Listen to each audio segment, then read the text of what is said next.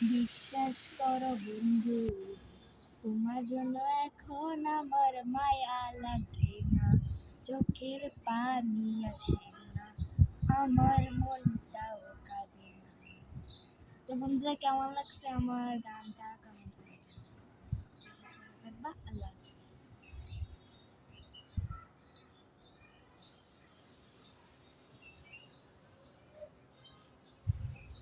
আমি কোথায় আসছো আজকে? কালী মন্দির। কালী মন্দিরে? হ্যাঁ, তুমি কয়তলার ছাদে আছো? কালী মন্দির একতলার ছাদে। একতলার ছাদে না, দোতলার ছাদে আছো? একতলা, ওই যে ওইটা। এটা এটা একতলা, এটা একতলা? ওই নিচে আর কোনো বাসা নেই।